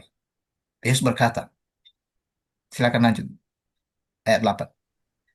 Ya, sebentar Pak. Ayat 8. Tetapi kamu akan menerima kuasa kalau Roh Kudus turun ke atas kamu, Mhm. dan kamu akan menjadi saksiku di Yerusalem dan di seluruh Yudea dan Samaria dan sampai ke ujung bumi. Berbicara soal saksi berarti berbicara soal pekerjaan.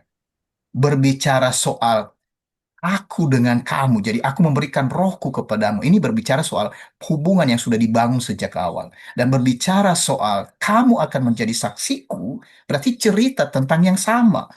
Cerita tentang kerajaan Allah. Nah, coba bayangkan ketiga itu kan. Jadi kalau misalnya tadi Pak Nawang berkata gimana realitasnya hari ini, ya saya menjelaskan begitu Pak, agak panjang dikit Pak. Saya nggak tahu kalau Nggak apa-apa. teman-teman bisa mengikuti. Jadi kira-kira begitu kompleksnya itu adalah kita tidak bisa melepaskan diri dari semua pekerjaan, hubungan, dan cita-cita yang sementara sebelum kita berpindah di dalam atau mendapatkan pemberian yang baru di dalam Kristus. Dan ini harus diulang-ulang, diulang-ulang, diulang-ulang sampai mati. Nah, kira-kira begitu Pak. Hmm. Kembali Pak. Ya, jadi eh, pekerjaan, hubungan, dan cita-cita ini memang banyak menjadi tekanan di dalam keluarga, Pak ya. Betul Pak, betul. Maksudnya ini soal yang sementara, misalnya Ya. pekerjaan, profesi, ya. Kemudian hubungan satu dengan yang lain, relasi suami istri dengan anak, dengan teman-teman, dan seterusnya. Kemudian Mhm. juga cita-cita. Ini mau misalnya dari ngontrak rumah jadi beli rumah misalnya, perlu beli rumah, perlu beli kendaraan. Kan ada cita-cita seperti itu. Nanti bekerja sebagai PNS, cita-cita. Kan itu memang memang pergumulan semua orang. Betul, Nah, betul. tetapi di dalam Kristus kita seharusnya kan melihat pekerjaan, ya pekerjaan Allah itu seperti apa, bukan lagi semua yang sementara. Nah, bukan berarti kemudian kita jadi pengangguran aja, nggak usah kerja. Kemudian Iya, saya mau kerja bagi Allah, gitu kan Pak? betul Pak, betul.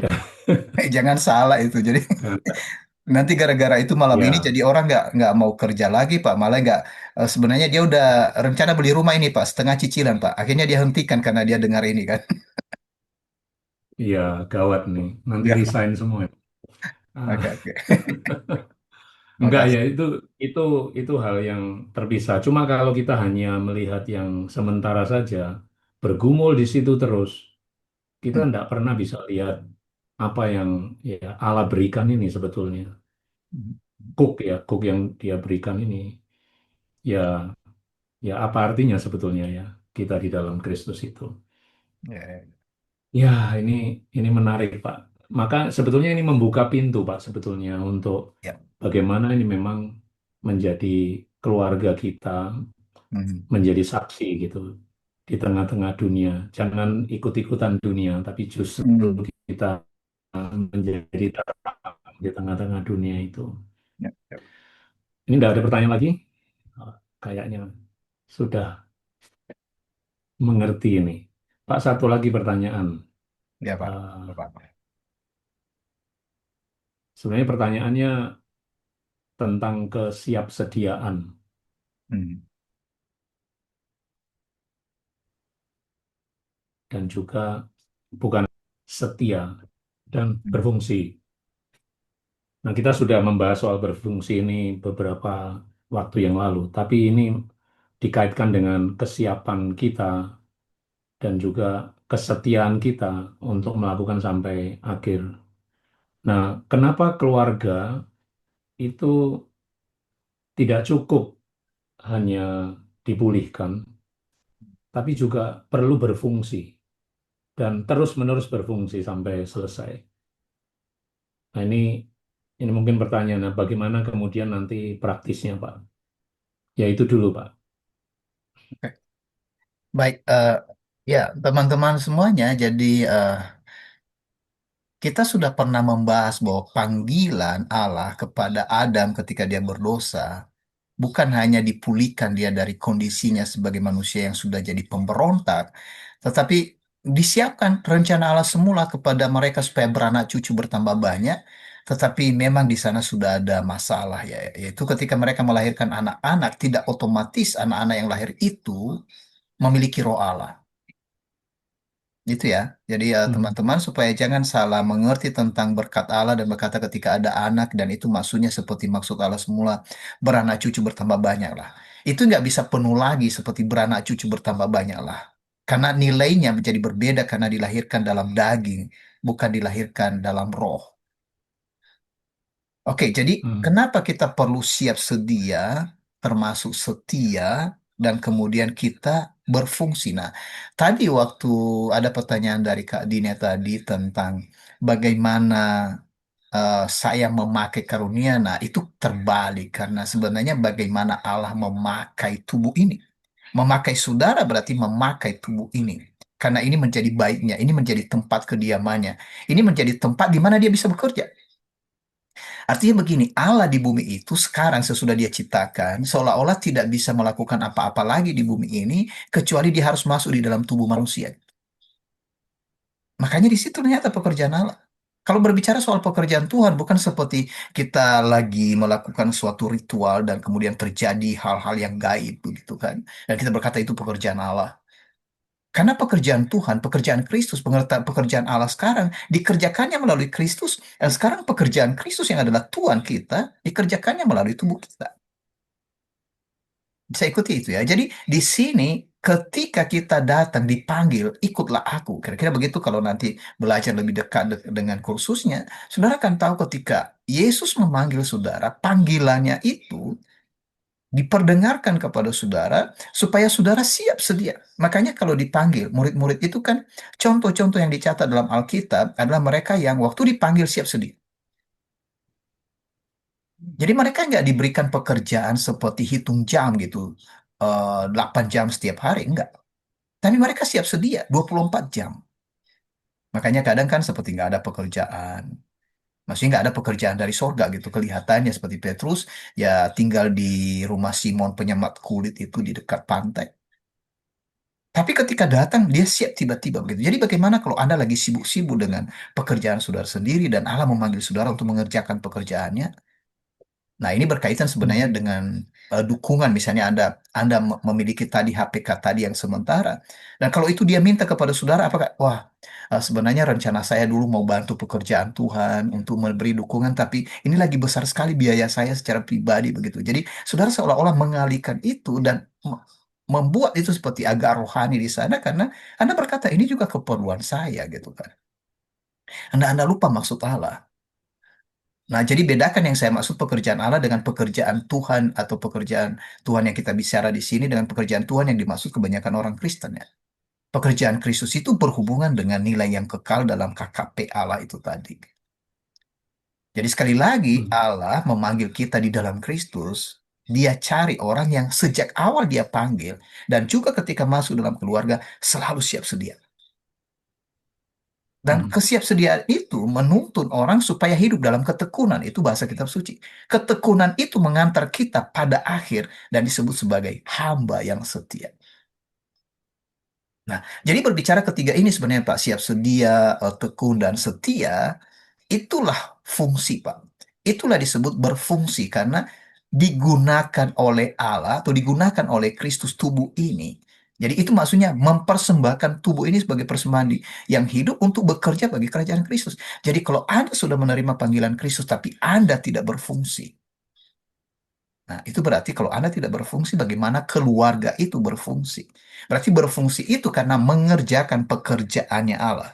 Maksudnya mengerjakan pekerjaannya Kristus, Pak. Jadi itu maksudnya Iya, dipakai dalam pekerjaan Allah.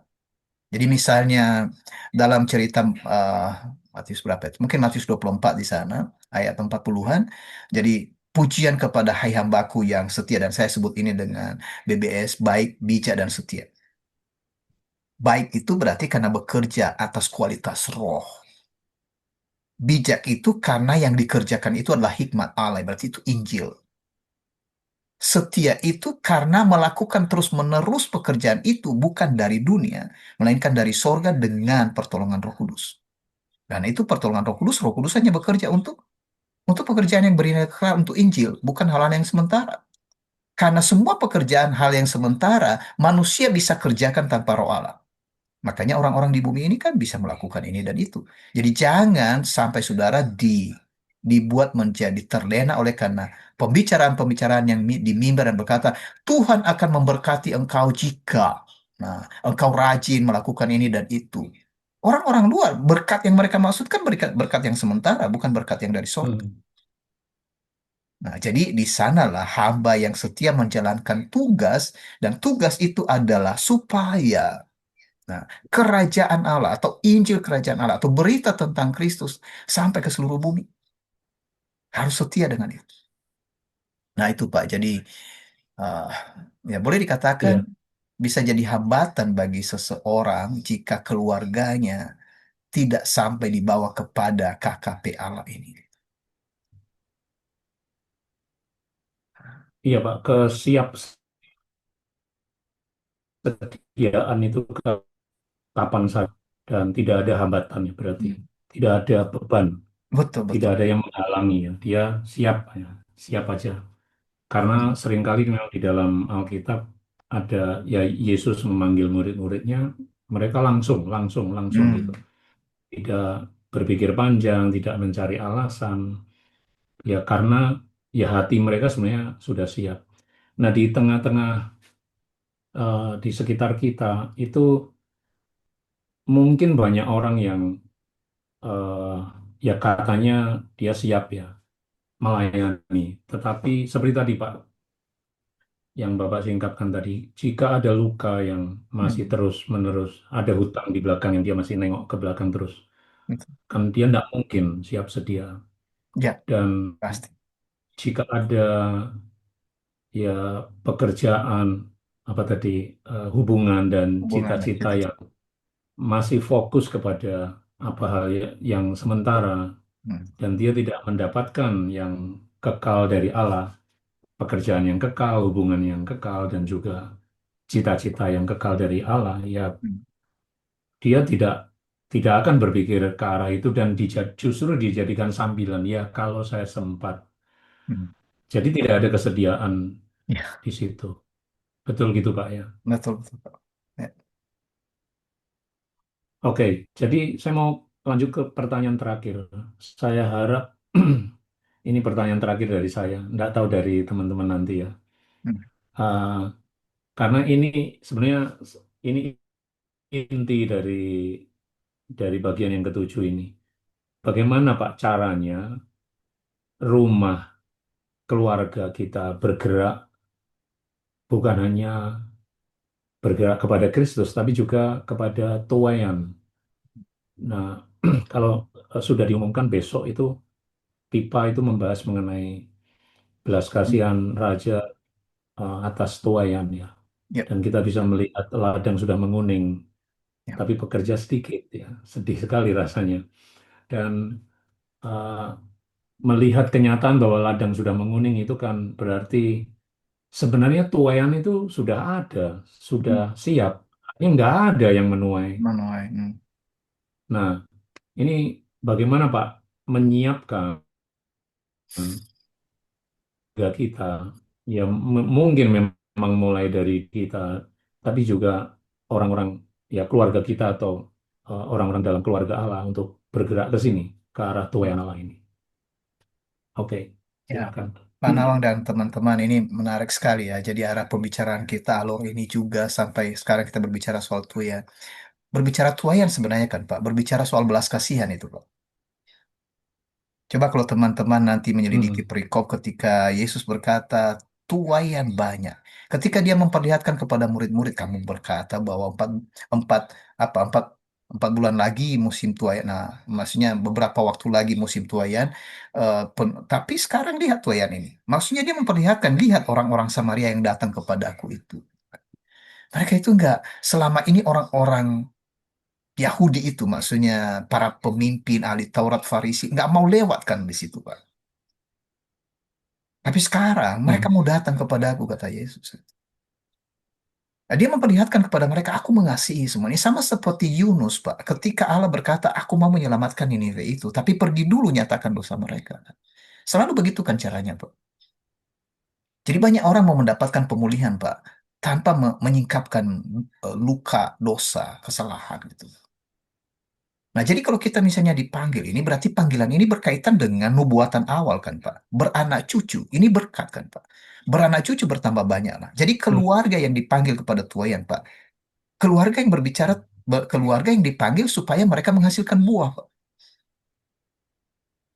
Karena kalau penuai itu kan pekerjaan yang biasanya kita tahu kalau di ladang itu Pak, tuayan supaya menghasilkan. Kan ada bibit yang diteruskan lagi kan, Pak. Bukan tuayan hanya dimakan aja kan, Pak.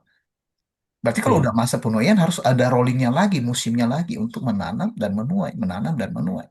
Dan kadang-kadang yang menariknya dalam kerajaan Allah, kita tidak mengerti mengapa Yesus berkata kepada murid-murid, lihatlah, kamu menuai di mana kamu tidak menanam. Karena Hmm. kita ini di luar dari apa kan Pak? Di luar dari hukum alam gitu. Yang seharusnya ya caranya kita tanam dulu dong baru tuai gitu. Untuk menunjukkan kepada mereka sebenarnya kamu tidak melakukan apa-apa loh. Hmm. Artinya Kristus yang melakukan, Allah yang melakukan itu, Anda hanya mau aja gitu. Kenapa saya sering berbicara kan Pak, ketika bagaimana selama ini pelayanan, wah Pak, semua orang di sekitar saya nggak ada yang mau Pak. Padahal satupun nggak ada yang membicara. Maksudnya kalau Anda sudah pernah berbicara dengan orang itu dan berkata, semua orang di seluruh bumi tidak mau mendengar Injil. Saya pikir yang Anda lihat adalah orang di sekitar Anda yang mungkin pernah berdebat dan orang itu memang nggak mau. Tapi kan masih banyak tempat lain. Karena kita cenderung membangun menara kita kan Pak. Menara Babel kita. Makanya kita berkata nggak ada orang lagi yang mau bertobat. Karena yang Anda lihat adalah anggota gereja Anda. Yang Anda lihat adalah orang yang di lingkungan Anda sendiri.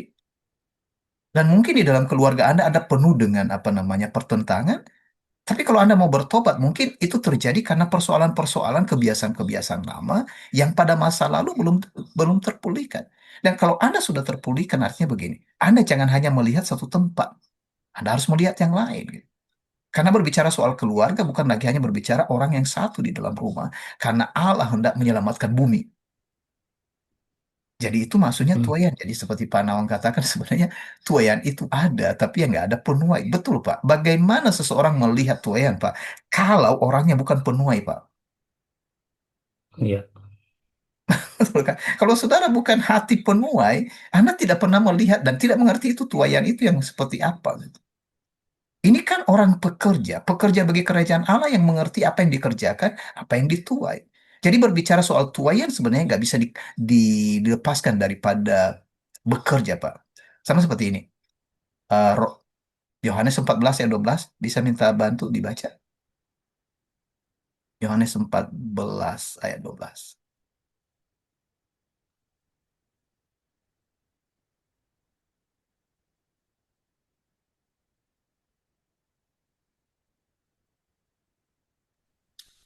Yohanes 14 ayat 11, Pak. Ayat 12. Ayat 12. Ayat 12. Aku berkata kepadamu, sesungguhnya barang siapa percaya kepadaku, ia akan melakukan juga pekerjaan-pekerjaan yang aku lakukan. Bahkan pekerjaan-pekerjaan yang lebih besar daripada itu, sebab aku pergi kepada Bapa. Nah, ini kan rumusnya. Orang yang percaya mengerjakan pekerjaan Kristus kan? Sekarang kita ke pasal 4, Bu. Pasal 4 ayat 34 dan 38. Nah, saya suka Yohanes, mengingat-ingat ayat itu. Ayat 30, pasal 4 Yohanes ayat 34 ya. dan 38. Yohanes pasal 4 ayat 34 dan 38. Ayat 34 kata Kata Yesus kepada mereka, makananku ialah melakukan kehendak Dia yang mengutus aku dan menyelesaikan pekerjaannya. Ayat 38, aku mengutus kamu untuk menuai apa yang tidak kamu usahakan. Orang-orang lain berusaha dan kamu datang memetik hasil usaha mereka. Oke, berbicara dua itu tadi, pekerjaan dan penuaian. Jadi sebenarnya kita ini adalah pekerja yang menuai. Teman-teman setuju? Iya, Gimana? setuju Pak. Pekerja yang menuai. Oke, kembali Pak Nawal. Kira-kira begitu Pak. Iya, berarti ada orang yang mengaku bekerja begituan tapi nggak nuai Pak ya. Menuai Pak. Aduh, kasihan sekali itu. Karena nggak ngelihat tuayan. Iya, hidupnya beban terus kalau nggak tuai Pak, nggak ada sukacita Pak. Sebenarnya itu PNS-nya, Pak. Peristiwa nilai dan sukacita. Hmm. Oke, Pak ini masih banyak sebetulnya yang dibicarakan. Tapi Ya, mungkin ada teman-teman yang mau bertanya silakan atau langsung ya, langsung bertanya atau langsung meneguhkan apa yang didapat eh, malam ini. Itu baik sekali. Ya, tetapi pertanyaannya sebetulnya yang kita harus bawa pulang malam ini ya. Nah, sebelumnya saya mau sampaikan dulu lah kesimpulan, nanti saya mau tanya yang terakhir aja. silakan Pak. Sebetulnya kita ada tiga pembicaraan utama di sini, yaitu yang pertama, ya dunia memang berubah ya, tetapi pemerintahan Allah itu tetap teguh, tidak tergoncangkan. Nah, jangan ikut yang berubah, nanti berubah-berubah terus. Kita ada di dalam kerajaan Allah yang tidak tergoncangkan, tidak berubah, tetap ya. Jadi, jangan takut dengan apa yang berubah, jangan putus asa dengan itu. Bila ada luka, tekanan, kemudian juga gangguan-gangguan dari dunia digital yang semakin masif sekarang ini, juga ya mudah sekali orang berselisih, hubungan yang hancur itu begitu, ya hubungan itu begitu rapuh ya, sehingga mudah hancur. Nah, mari kita melihat kepada pemerintahan Kristus yang seharusnya tetap menjadi dasar dan juga poros yang memberikan kita arah.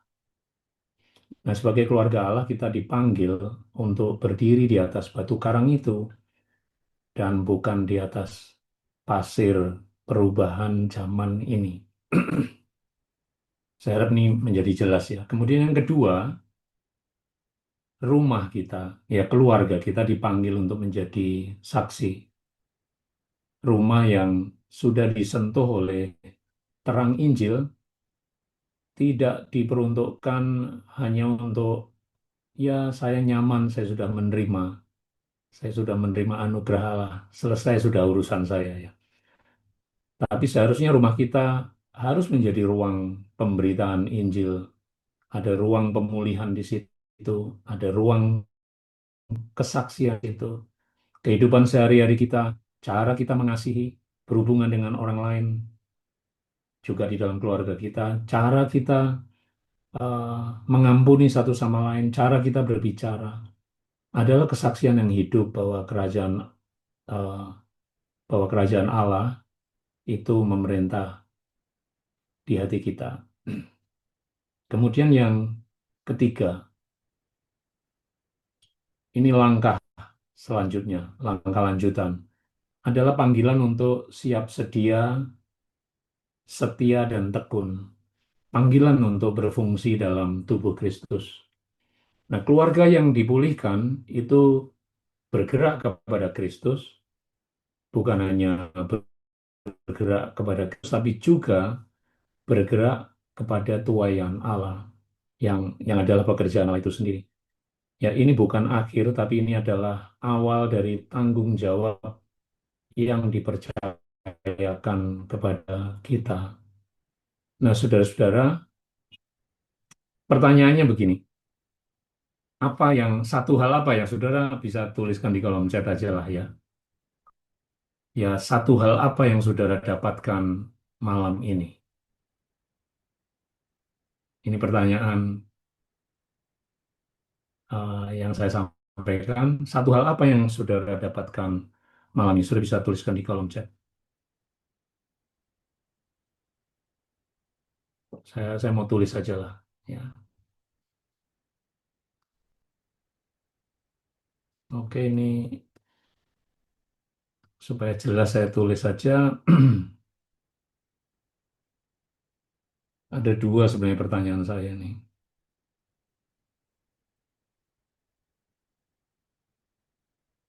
Kebenaran apa yang Anda bawa pulang?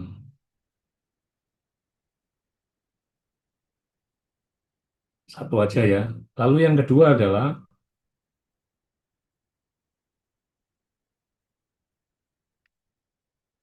langkah apa yang harus yang Allah mau saya kerjakan.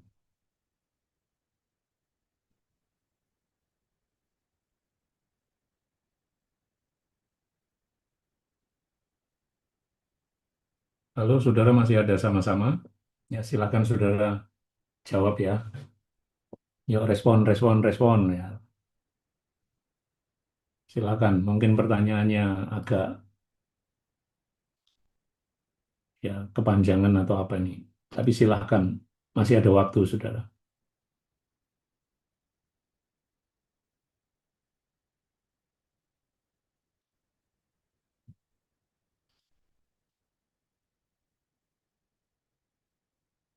Ya dari Bu Sondang, cita-cita Yesus adalah beritakan kerajaan Allah. Maka saya harus sampaikan kepada orang lain. Ya, Bu Sondang sudah punya cita-cita baru sekarang ya. Terima kasih Bu Sondang. Dan langkah yang mau dikerjakan, ya udah, ayo beritakan ya. Olin siap sedia, setia.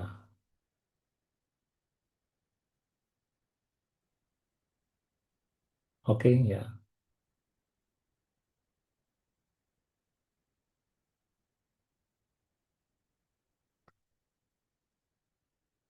Yang lain baru dua ya, tiga ini. Tetap menjadi saksi sampai akhir dalam kerajaannya. Loh, Pak Sinaga ini bukan milih, Pak. Ini menjawab, Pak. Bukan milih nomor satu atau nomor dua. Tapi menjawab pertanyaan saya, pertanyaan satu dan dua. Bisa satu kalimat aja ya. Oke, yang lain mana suaranya? Atau Ada Pak, saya tidak. ya Terima kasih. langsung aja. Nggak apa-apa, Itulah Pak. kita.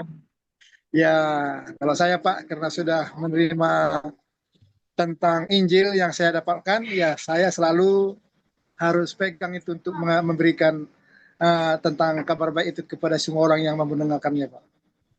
Ya, Gitu.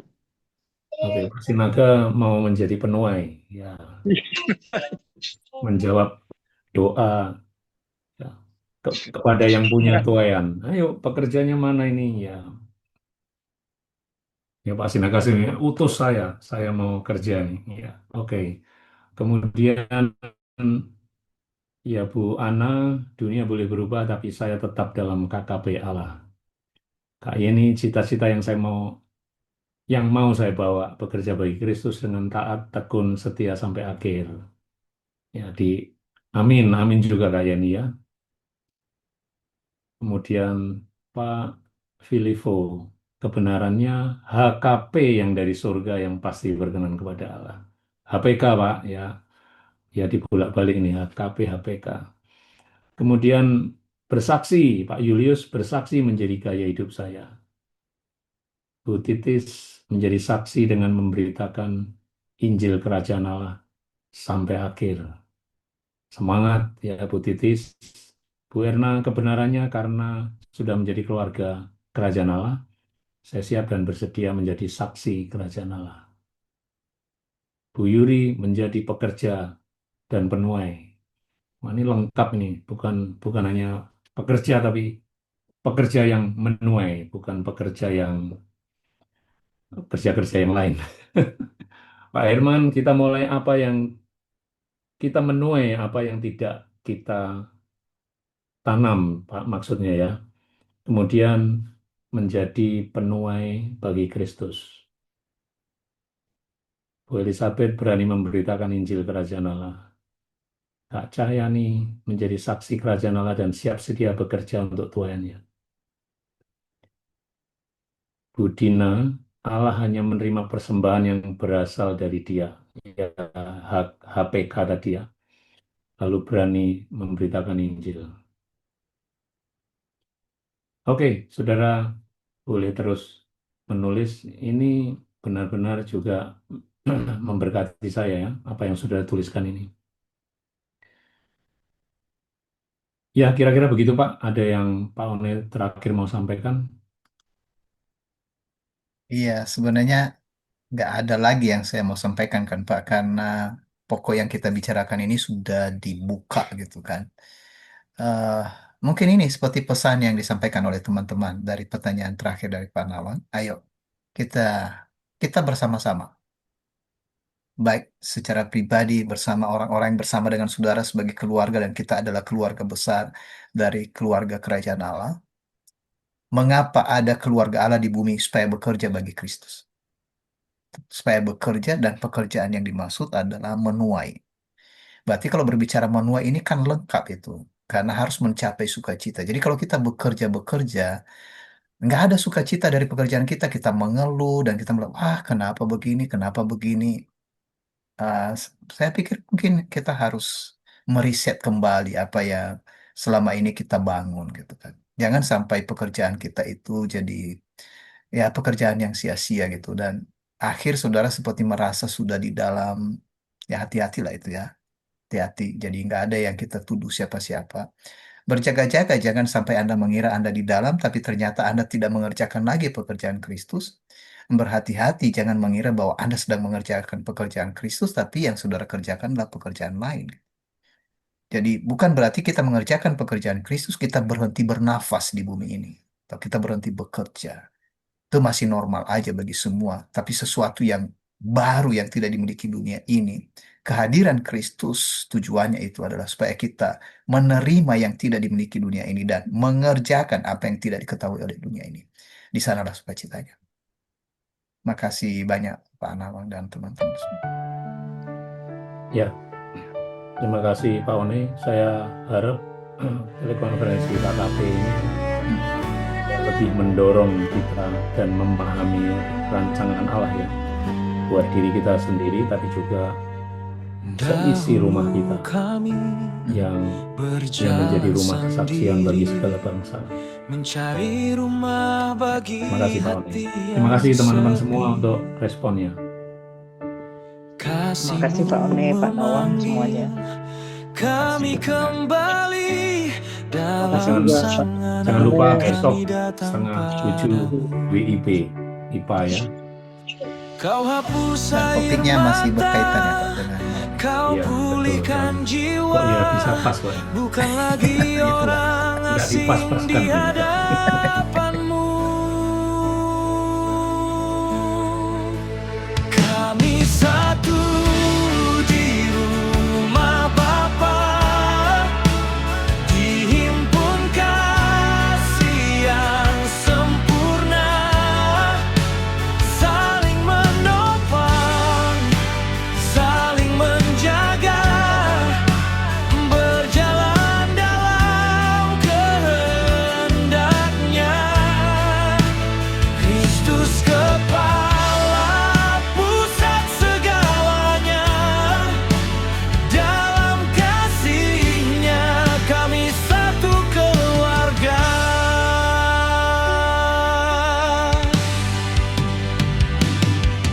Kami menangis bersama yang menangis, kami mengangkat yang jatuh dan letih, yang kuat melayani, yang lemah ditopang. Setiap pribadi berharga bagimu.